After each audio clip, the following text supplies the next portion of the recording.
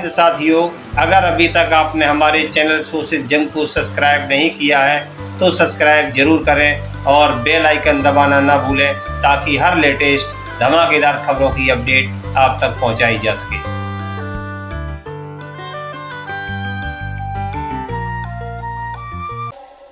कुछ अलग कहने के लिए नहीं है, कुछ अलग बोलने के लिए नहीं है, लेकिन मैं दो महत्वपूर्ण बात आपसे करना चाहता हूं। पहली बात तो ये कि मैं नहीं समझता हूं कि ये मंच सिर्फ और सिर्फ आरएसएस और बीजेपी को कोसने के लिए है। ये मंच सिर्फ और सिर्फ मोदी जी क्या कर रहे हैं इसके बारे में बताने की है, क्योंकि वो तो आप सब लोग जानते हैं। वो आप सब लोग इसलिए जानते हैं कि इस विपरीत परिस्थिति में भी वह पथ क्या, पथिक कुशलता क्या, जिस पथ में बिखरे सूल न हो, नाविक की धैर्य परीक्षा क्या, जब धाराएं प्रतिकूल न हो। इस दौर में भी कोई इंसान अगर भारतीय राष्ट्रीय कांग्रेस का झंडा उठाए हुए है, इस दौर में भी कोई नौजवान अगर यूथ कांग्रेस का झंडा उठाए हुए है, इस दौर में भी अगर कोई विद्यार्थी एनएसयूआई का झंडा उठाए हुए है, इसका मतलब वो सत्ता के लिए नहीं, सत्य के लिए संघर्ष कर रहा है। इस बात को हमको याद रखना चाहिए। इसलिए बीजेपी क्या है, मोदी जी क्या हैं, आरएसएस क्या है, मैं इन चीजों पे अपना वक्त जाया नहीं करना चाहता हूं, क्योंकि हमारे वरिष्ठ नेताओं ने, हमारे वरिष्ठ साथियों ने, हमारे वरिष्ठ कार्यकर्ताओं ने इस बात को बखूबी समझा दिया है। वो क्या कर रहे हैं ये हम जानते हैं। हमको ये समझना होगा कि हमको क्या करना है।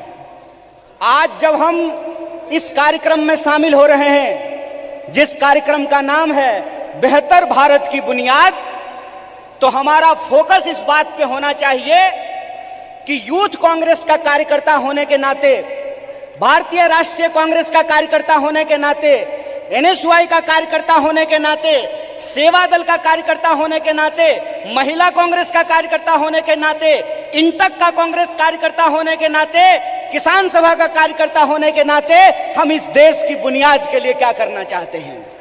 इसीलिए आपको अपनी जिम्मेवारी समझनी पड़ेगी। कितना गंभीर दायित्व आपके कंधे पे है, इस बात को आपको समझना पड़ेगा। आज देश की बागडोर पंडित जवाहरलाल नेहरू के हाथ में नहीं है कि जिन्होंने किताब लिखी थी डिस्कवरी ऑफ इंडिया। आज देश की बागडोर डॉक्टर बाबा साहब भीमराव अंबेडकर के हाथ में नहीं है, जो विदेश पढ़ करके आए थे और इस देश की ड्राफ्टिंग कमेटी में कॉन्स्टिट्यूशन को लिखने का काम किया, बनाने का काम किया। आज देश की बागडोर 23 साल की उम्र में हंसते हंसते फांसी के फंदे पे झूल जाने वाले शहीद आजम भगत सिंह के हाथ में नहीं है। आज देश की बागडोर एक ऐसे इंसान के हाथ में है जो अपनी पत्नी की जिम्मेवारी ना उठाया हो, वो देश की जिम्मेवारी उठाएगा। बताइए, आज देश की बागडोर एक ऐसे हाथ में है जो कहता है कि पीएफआई के नाम में भी इंडिया है। मतलब कुत्ता को भी 4 पैर होता है, गधा को भी 4 पैर होता है, इसलिए सारे गधे कुत्ते हैं। अगर ये रीजनिंग मैं लगाऊं, जो रीजनिंग इस देश के प्रधानमंत्री ने लगाया है, तो मैं ये कह सकता हूं ना कि प्रधानमंत्री जी को भी 2 आंख है और गधा को भी 2 आंख होता है।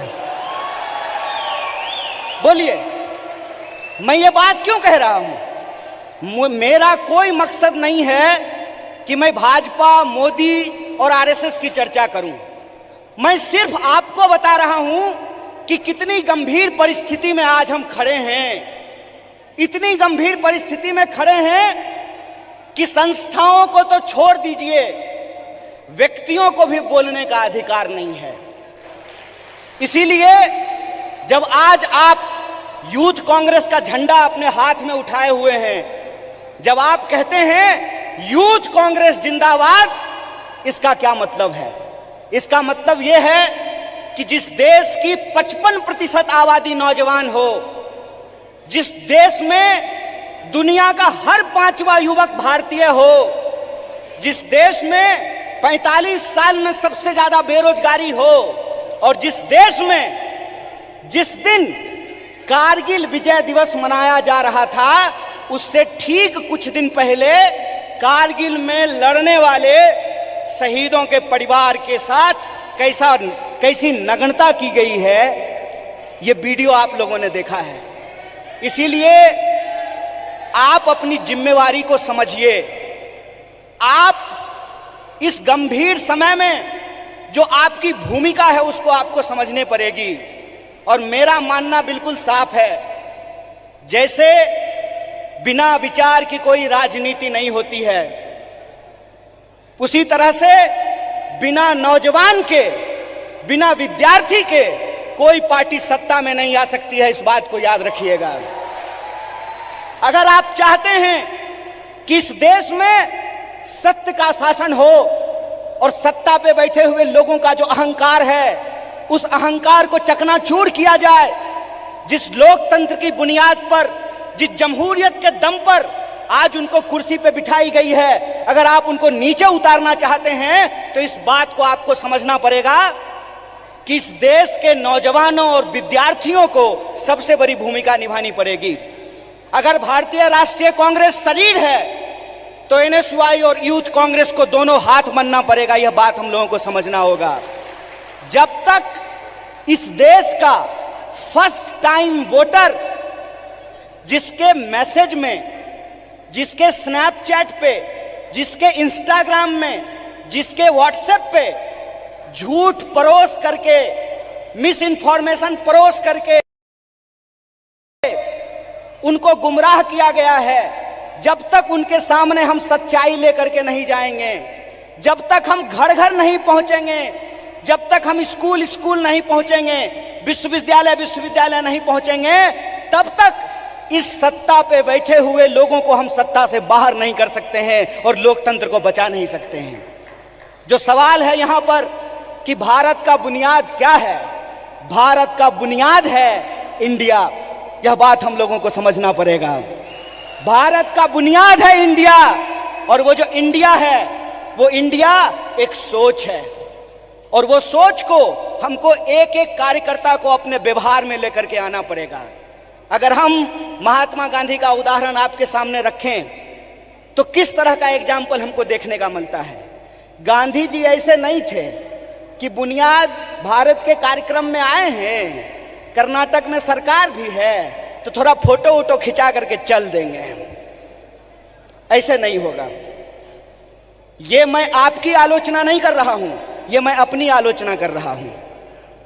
गांधीवादी तरीका यह है कि चंपारण में जब किसान लड़ रहे थे तो गांधी जी शहर छोड़ करके चंपारण चले गए, वहीं आश्रम बना दिया, महीनों तक लड़ते रहे और अंग्रेजों को धूल चटा दिया। ये गांधीवादी तरीका है। 100 समस्याएं होंगी, 100 समस्याएं होंगी, 1000 समस्याएं होंगी। बतौर फ्रंटल ऑर्गेनाइजेशन मैं बार बार कह रहा हूं, भारतीय राष्ट्रीय कांग्रेस तभी मजबूत हो सकता है जब यूथ कांग्रेस और एनएसयूआई मजबूत होगा। इस बात का संकल्प हमको लेना पड़ेगा। और वो मजबूती कैसे होगी? वो मजबूती ऐसे होगी, गांधीवादी तरीके से होगी कि हम एक समस्या को उठाएंगे, लगातार आंदोलन करेंगे, और जब तक सरकार और प्रशासन को झुका न दे, अपने आंदोलन को वापस नहीं लेंगे। ये तरीका हमको अपनाना पड़ेगा। और एक बात याद रखिएगा, जब आप आंदोलन जीतते हैं, जब आप संघर्ष को जीतते हैं, तो टिकट का सवाल अपने आप सॉल्व हो जाता है। यह बात मैं इसलिए कह रहा हूं कि शायद लोगों को इस देश के इतिहास को दोबारा जाकर के देखने की जरूरत है। क्यों? क्योंकि हम उस पार्टी से हैं जिस पार्टी ने इस देश को आजादी दिलाई है। अभी कलाकार ने आजादी की बात की, हाथों की आजादी की बात की, देश की आजादी की बात की, तो एक एक भारतीय राष्ट्रीय कांग्रेस के कार्यकर्ता को गर्व से यह बात कहनी चाहिए कि हम वो लोग हैं जो इस देश को आजादी दिलाए हैं और आजाद देश में आजादी को बचाएंगे भी। इस बात को हमको याद रखना है। और अगर हमने इसका संकल्प लिया है तो मैं एक उदाहरण आप लोगों को देना चाहता हूं, खास करके जो हमारी महिलाएं यहां पे बैठी हुई हैं। जब कांग्रेस पार्टी हार गई थी श्रीमती गांधी के नेतृत्व में, तो उस वक्त लोगों ने कहा था कि कांग्रेस समाप्त हो गया है। उसके बाद श्रीमती गांधी बिहार गई थी, जहां से मैं आता हूं। वहां पे एक नरसंहार हुआ था और श्रीमती गांधी हाथी पे बैठ करके गई थी शोषितों से मिलने के लिए, उन नरसंहार के जो पीड़ित थे उन परिवारों से मिलने के लिए। और उनके साथ हाथी पे बैठी हुई एक महिला थी, जिस महिला का नाम प्रतिभा देवी सिंह पाटिल है, जो इस देश की पहली महिला राष्ट्रपति बनी थी। इसीलिए हम कहते हैं, गीता में भी लिखा हुआ है कि कर्म करो, फल की चिंता मत करो। आज आप यूथ कांग्रेस के कार्यकर्ता हैं, एनएसयूआई के कार्यकर्ता हैं, आपको कर्म करने की जरूरत है। और हमारा कर्म क्या है? हमारा कर्म है अपने विचार पर चलना। और हमारा विचार क्या है? हमारा विचार है इस देश का संविधान, संविधान की प्रस्तावना। और प्रस्तावना कहता है हम भारत के लोग भारत को प्रभुत्व संपन्न, समाजवादी, धर्मनिरपेक्ष और लोकतांत्रिक गणराज्य बना करके रखना चाहते हैं। इसीलिए जब ये विचारधारा हमारे पास है, इस देश को आजादी दिलाने का इतिहास हमारे पास है, और आज के वक्त में हमको गर्व से यह बात कहना चाहिए कि हम मल्लिकार्जुन खड़गे के सिपाही हैं। हमको गर्व से यह बात कहना चाहिए कि हम राहुल गांधी के सिपाही हैं, क्योंकि राहुल गांधी ने कहा है डरो मत। और उनको डरने की जरूरत नहीं है जो किसी के खिलाफ गलत नहीं किए हैं। उनको डरने की जरूरत नहीं है जो झूठ बोलते हैं। जो झूठ बोलते हैं वो डरें, जो सत्य पर चलते हैं उनको डरने की जरूरत नहीं है। एक निडर सिपाही की तरह, जिस तरह से माननीय राहुल गांधी जी विपक्ष की मुखर आवाज बने हैं, उस आवाज को हमको घर घर पहुंचाना होगा। और इस देश की जो बुनियाद है, भारत की जो बुनियाद है, वो इस देश की संविधान की प्रस्तावना में लिखा हुआ है। उस प्रस्तावना को हमको घर घर लेकर के जाना पड़ेगा। कई बार कार्यकर्ता आकर के हमसे सवाल पूछते हैं कि हमको वैचारिक कार्यकर्ता नहीं मिल रहा है। साहब, गांधीवादी एक तरीका है कि सत्य को किसी गवाही की जरूरत नहीं होती है। और गांधीवादी तरीका यह होता है कि आपको बोलने की जरूरत नहीं है, एक्शन ही आपका कम्युनिकेशन होना चाहिए। आपके एक्शन में वो सारी बातें दिखनी चाहिए। एक बात कहिए कि मैं बहुत महंगा शर्ट पहन करके, मोटा मोटा सोना का सिकड़ी पहन करके, 5 करोड़ का गाड़ी लेकर के आपके पास आऊं और मंच पे खड़ा होकर के गरीबी पे भाषण दूं, आप हम पे भरोसा कीजिएगा? एक्शन ही कम्युनिकेशन होता है। हमको अपने एक्शन को अपना कम्युनिकेशन बनाना पड़ेगा। और हमारा कम्युनिकेशन बिल्कुल साफ है। हमारा कम्युनिकेशन बिल्कुल साफ है कि यह देश सबका था, सबका है और सबका रहेगा। यह हमारा संकल्प है। हमारा संकल्प है कि इस देश में पैदा होने वाला कोई भी व्यक्ति, चाहे उसकी जाति कुछ भी हो, इस देश में पैदा होने वाला कोई भी इंसान, चाहे उसका लिंग कुछ भी हो, इस देश में पैदा होने वाला कोई भी मनुष्य, चाहे उसका धर्म कुछ भी हो, वो इस देश का नागरिक है। और नागरिक होने का मतलब होता है कि राजा का बेटा राजा नहीं बनेगा। लोकतंत्र में वोट से तय होगा कि हमारा शासक कौन बनेगा। और यह जो लोकतंत्र है, यह लोकतंत्र ही भारत की बुनियाद है। यह लोकतंत्र ही भारत की बुनियाद है। और इसी लोकतंत्र को बचाने का काम यूथ कांग्रेस के एक एक कार्यकर्ताओं को करना पड़ेगा। हम जो झंडा अपने कंधे पे लिए हैं, यह झंडा सिर्फ एमपी एमएलए बनने के लिए नहीं है। यह झंडा इस देश की आजादी को बचाने के लिए। इस बात को याद रखिएगा। इस देश में 2 तरह के लोगों के बीच लड़ाइयां हो रही है। इस मुल्क में 2 तरह के लोग हैं। एक वो लोग हैं जो नफरत फैलाते हैं, एक वो लोग हैं जो इंसान को आपस में बांटते हैं, एक वो लोग हैं जो ऊंच नीच करते हैं, एक वो लोग हैं जो इंसान को लड़ा करके इस देश की शक्ति को कमजोर करते हैं। एक हम वो लोग हैं जो नफरत के खिलाफ हमको मोहब्बत की आवाज को बुलंद करना पड़ेगा। और आखिरी बात अपनी बोल करके खत्म करूंगा। जब साहब गा रहे थे तो इनकलाब की बात कर रहे थे, लेकिन हमारे कुछ कार्यकर्ता उसको मोहब्बत की तरह ले रहे थे।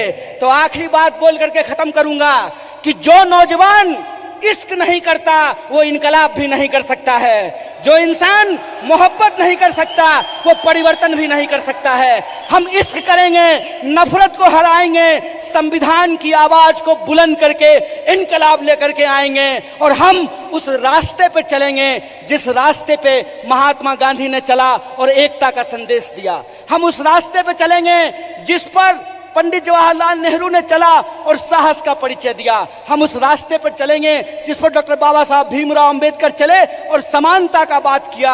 हम भगत सिंह के वासी हैं, हम भगत सिंह के वासिंदे हैं, हम भगत सिंह के वारिस हैं। हमको भगत सिंह के सपनों का देश बनाना है, गांधी के रास्ते पे चलना है और अंबेडकर के विचारों को आगे लेकर के जाना है। इसी आशा और विश्वास के साथ कि भारत की बुनियाद इंडिया में है और इंडिया की जो शक्ति है उसको हमको जोड़ना है। एक आखिरी नारा बोल करके अपनी बात को खत्म करूंगा।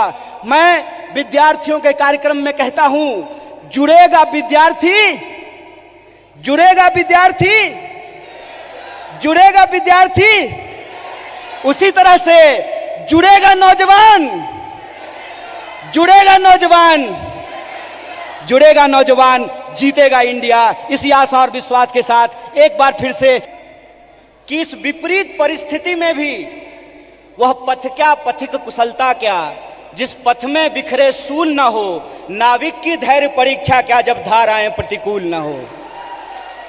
इस दौर में भी कोई इंसान अगर भारतीय राष्ट्रीय कांग्रेस का झंडा उठाए हुए है, इस दौर में भी कोई नौजवान अगर यूथ कांग्रेस का झंडा उठाए हुए है, इस दौर में भी अगर कोई विद्यार्थी एनएसयूआई का झंडा उठाए हुए है, इसका मतलब वो सत्ता के लिए नहीं सत्य के लिए संघर्ष कर रहा है। इस बात को हमको याद रखना चाहिए।